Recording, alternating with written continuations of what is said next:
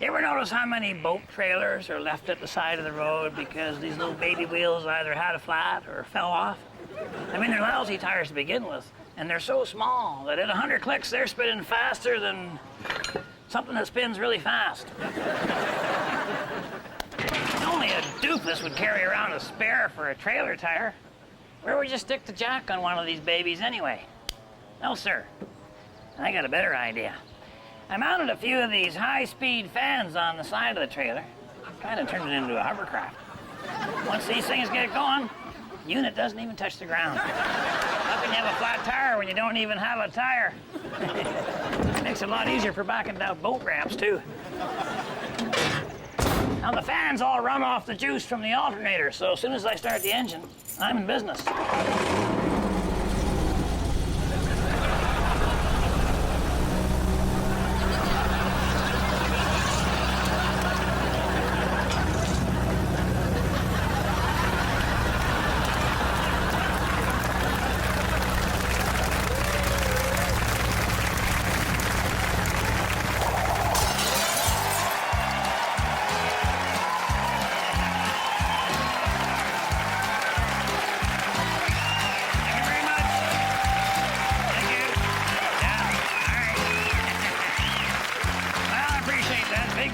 Up at the lodge this week, Possum Lake City Council has finally decided to start promoting the area, and they're looking to hire someone as a full-time PR person. Well, sounds like pretty easy money to me. I mean, the Possum Lake area pretty much sells itself, usually short. And there's something else that I can tell you. They budgeted $50,000 a year to pay whoever gets the job. Not everybody knows that, but I'm pretty tight with the mayor. Actually, most of the time, the mayor's pretty tight all on his own, to be honest with you. Hey, Red, are you still planning on applying for the new public relations job, huh? Well, I'm thinking about it. Oh, yeah. $60,000 a year. No, that's not right. No, it's just $50,000. Well, that's incorrect, Mr. Green. You see, the mayor was planning on keeping $10,000 for himself, so he leaked the wrong number to a few idiots. So if you go up for this job, Mr. Green, you have to propose something for the area that you will promote. Oh, no, yeah, well, no. I'm all over that. Yeah, no. I'm suggesting that they declare Possum Lake the mosquito capital of the world. Every spring we have mosquito festival. You know, make it a charity thing, raise money for the blood bank. Okay? So we're all in it. I mean, we all get sponsors. You sit in the bush in your underwear, you get $1 a bite. What do you think? You don't want to know what I think. Well, we can't be objective, Mr. Green, because we're both candidates for that job, too. What? You guys don't have any ideas. We got no ideas for free. We got plenty of ideas for money. Yeah, 60,000 of them. 60,000. Yeah, and apparently the applicants will be processed in the order in which they are submitted. So if you'll excuse me... Just a minute there, guys. Guys, out of the way. It's a remote lock.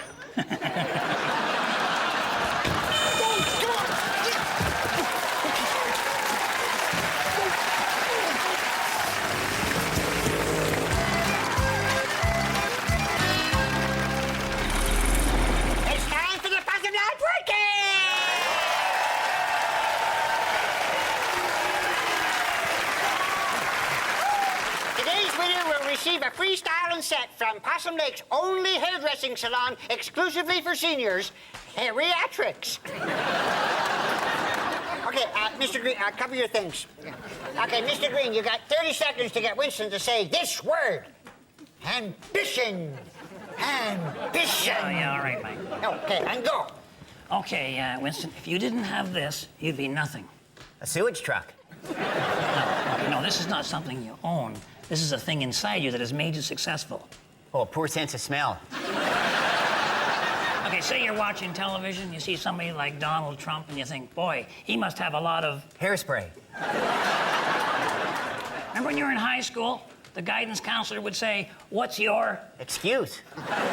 This is like a dream. You gotta have a dream, and you gotta have something to make the dream come true. Happy talk. What? Happy talk, keep talking, happy talk. Mike, thanks. I was in South Pacific in prison. Oh.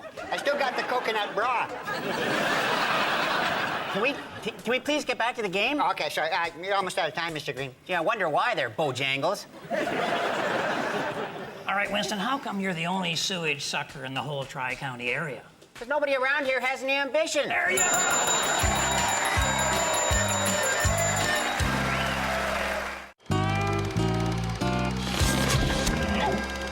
I know my competitors and what they're about. They charge too much money. Of that, there's no doubt. So if you want a fair price, give Rothschilds a shout. Don't get sucked in when you get pumped out. A lot of good things about having a dog. Make a great companion, they'll protect you. And they make the mailman think twice about delivering those bills. Problem is, what do you do when the dog gets dirty? Nobody enjoys bathing their dog. You get soaked, you get scratched, the dog doesn't get all that clean. I suppose you could get right inside the bathtub with the dog, but that's how you end up on the front page of the National Enquirer. Now I'm thinking, why not take the technology of an automatic car wash, make yourself an automatic dog wash? All you need is the standard lawn and garden stuff that everybody has around their house. And of course, couple of dog houses, so you got room to mount all the gear. Now I'm gonna cut these dog houses in half so I can get inside to work on them. I suppose I could just crawl right inside the darn things, but after 35 years of marriage, I've been in there enough.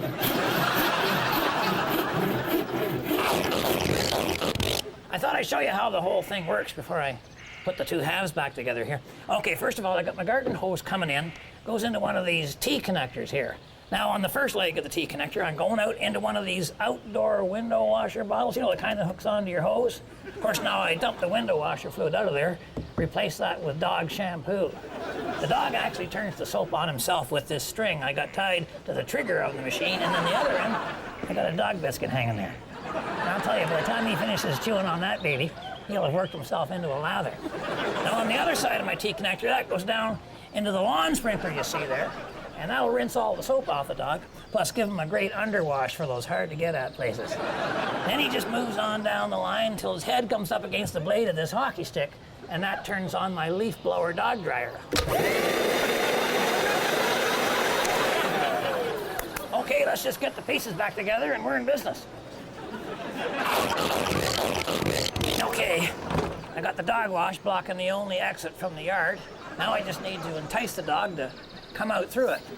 Actually, there are only two things that'll motivate a dog. And since this isn't mating season, I'm going with food. And that's all you need, though, to make your own dog wash. So remember, if the women don't find you handsome, they should at least find you handy.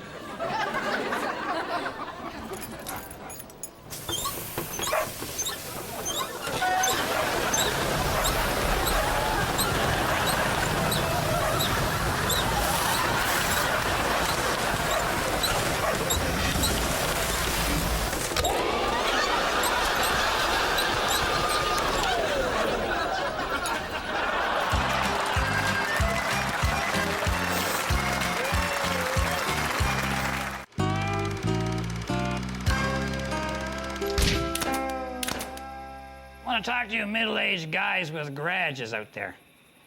You know, my wife says our garage is a mess, but I don't agree with her. Sure, I got some unfinished projects in there. Parking meter with a dent in it, the same color as my truck. Charred pistons from a 4-cycle engine that turned out to be a 2-cycle engine. Replacement tubes from that guitar amp that was repoed during my solo at the high school dance. But that stuff is completely out of sight, or at least it would be if I could get the garage door to close. But garage clutter is not a bad thing. If you're in the middle of a mess, you're in the middle of history. It's the story of everything that's happened in that garage since the words, "I'll get to it later," were first spoken. And clutter is by far the easiest organizational system to learn. Well, with a clean garage, you got to remember which cupboard the tools are in. With a messy garage, they're right where you can see them, lying there rusting in the middle of the floor. And it's amazing what you can create just by leaving stuff lying around. You take that guy that invented chia pets. I figure it was a bunch of broken lawn gnomes lying there beside some spilled grass seed under a leaky roof. I bet there's a bunch of $1 million projects right in my garage. All I gotta do is sort through the clutter. I'll get to it later. Remember, I'm pulling for you. We're all in this together.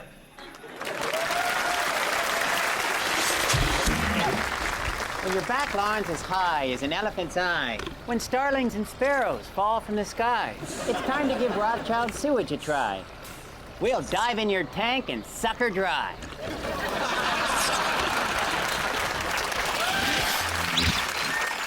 Well, didn't get the job, which is fine. I don't mind not getting the job. But I think they gave it to Mike. Well, come on. I mean, Mike's a good guy and everything, but the man is a known thief. Now, why would you give a $60,000 a year job to a guy who's got no experience, no education, and no idea? I have exactly the same qualifications, and I'm older. I didn't get the job either, Mr. Green. Oh, Mike, I'm sorry to hear that. I was really rooting for you. Yeah, I guess Dalton must have got the job. What a scam, eh? I mean, he's a good guy and everything. Yeah. But you couldn't hire a worse person. Man, there's a waste of money, Mike, right there. Dalton is not the guy for that job. Dalton's an idiot. Yeah. Hey, you're a good guy, though. Great guy. Super guy. Super guy. Yeah. Well, count me out. I didn't get it. Oh, what a shame. Gee, we were really hoping for you. Thank you very much, guys. Yeah. Yeah, they wouldn't even tell me who did get it. You know what I think? I think the mayor gave the job to his own wife. No, she's already the regional chairperson. That's how the mayor got his job. Yeah, I get it. Well, it sounds to me like somebody's been paid off. No, they wouldn't take a bribe. I wouldn't think. Gentlemen, I'm pleased to present the newly appointed Director of Public Relations for the County of Possum Lake.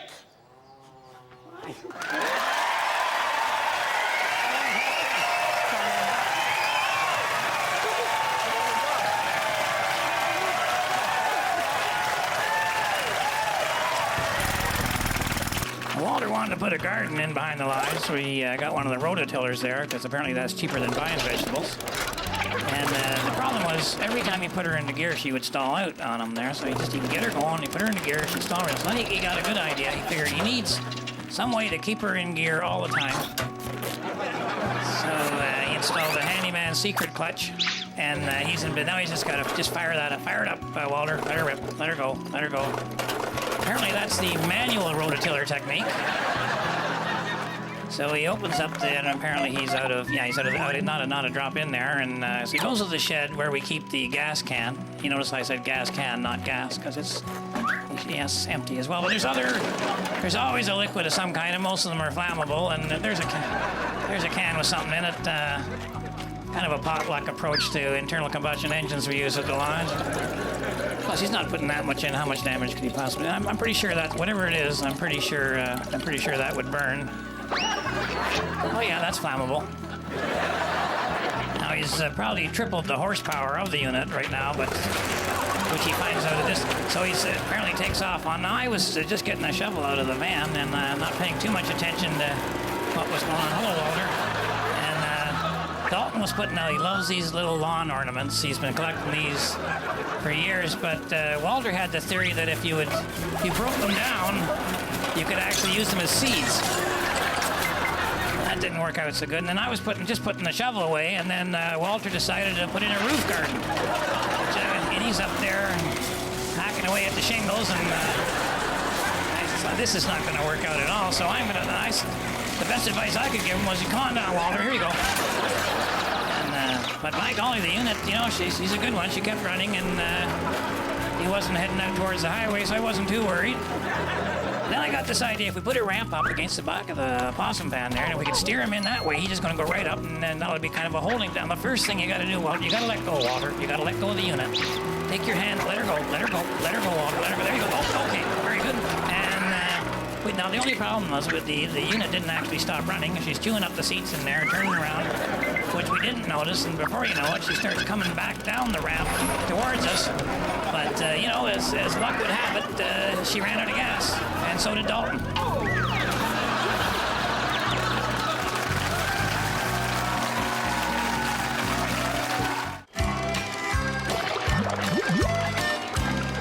This is the repair shop part of the show we call If It Ain't Broke, You're not trying. Joining me today is local marine owner and hammock enthusiast Dwight Cardiff. So tell me, Dwight, how are things at the marina these days? Oh, been better, Ed. Huh?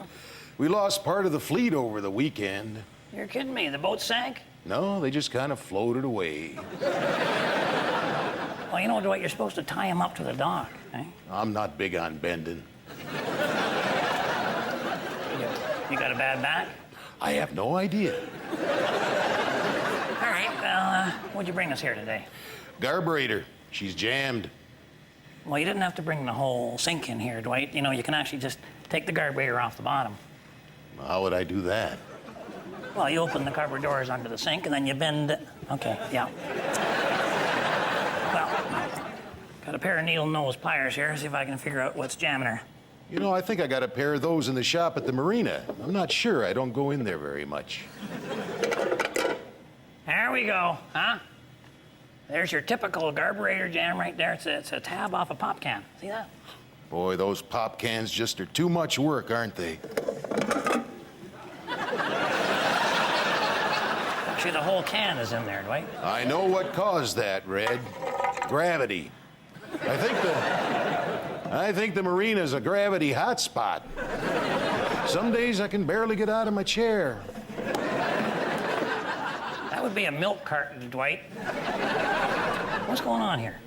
What are you trying to say, Red? You think I'm stuffing all my garbage down the carburetor? I think you're stuffing. Yes. Exactly right. You're not getting this back, Dwight. I'm confiscating the carburetor.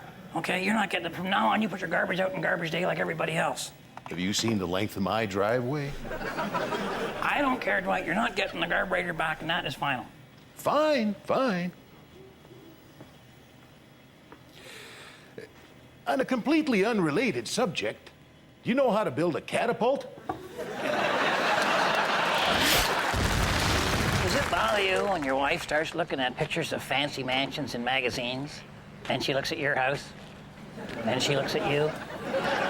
Wouldn't it be great if you could impress people with your house? Now, I don't mean friends and neighbors. I'm talking about strangers who live far, far away. You have zero chance of impressing anybody who actually knows you. They say a picture says 1,000 words. Well, how about a picture that tells 1,000 lies?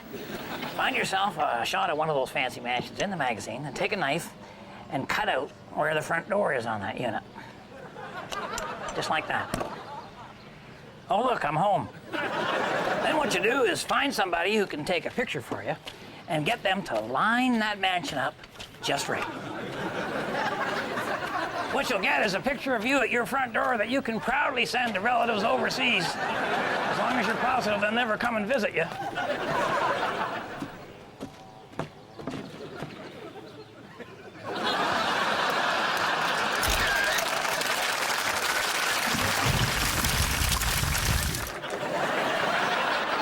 Are you all right, Uncle Red? Well, Harold, it's a lot for me to take in. It's a lot for me to put out. Well, why are you here, Harold? I mean, what happened to your life, your job in the city? I quit that job. Well, that was a good job, Harold. It's going to be hard to get another job. I have another job. Yeah, but you might not have gotten that, Harold. I applied for that job, you know. Yeah, you all applied for that job. That really helped, thanks. Yeah, all right. No, I suppose if they were looking to hire somebody like you, they're not going to hire somebody like me. Oh, well, you know, that's Yeah. exactly right. That's exactly right. Yeah. That's exactly right. Yeah. You know, because they were looking for someone young and dynamic, you know, with a college degree, who's computer literate, and has some experience in related fields. So. Yeah, well, no, that's what I'm saying. But, you know, whereas if they were looking for someone middle-aged, opinionated, unemployed, but very good with a chainsaw. All right, Harold, that's enough. Okay, we understand. Yeah, we understand. Okay, I'm just, Yeah, you know, because all right, yeah. I'm very happy to be back. Okay, great. I'm very excited about the new job and Yeah, everything, yeah. but you know what? What? Truth be told, I missed,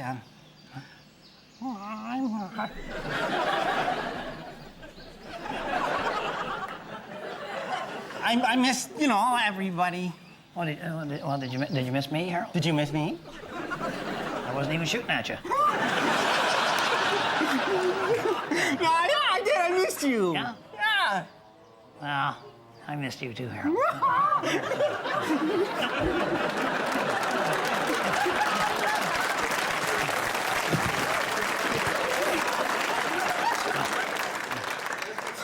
I think I'm gonna cry. See, no, I didn't miss that, all right? You know, the best part is we get to work together again.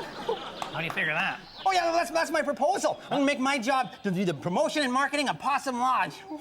And we got a lot of work to do. Wow, Harold. Yeah. I mean, you think Possum Lodge is good enough to attract visitors? We got a lot of work to do.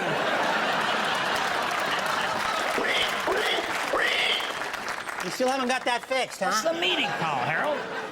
Yeah.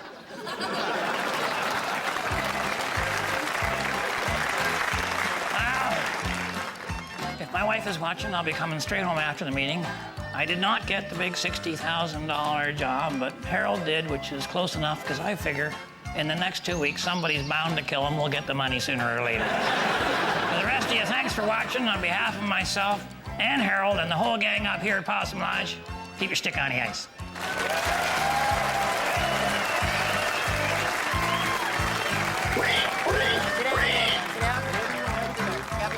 Come on, guys. Come to order. All right. All right. Quando, Omni, Flunkus, Moritati. Sit down. All right, men, bow your heads for the men's prayer. I'm a man, but I can change if I have to, I guess. All right, men, as you can see, Harold is here with us now, and he's going to be hanging around the lodge a fair bit because of his new job and everything, and I want you each to give him your full cooperation. And I'd like to propose that we all welcome Harold back with a big round of applause. No, okay, guys, no, he went away, and he did fine, and I think it's only right that we welcome him back. Okay, for those of you who don't know this, Harold is making $60,000 a year.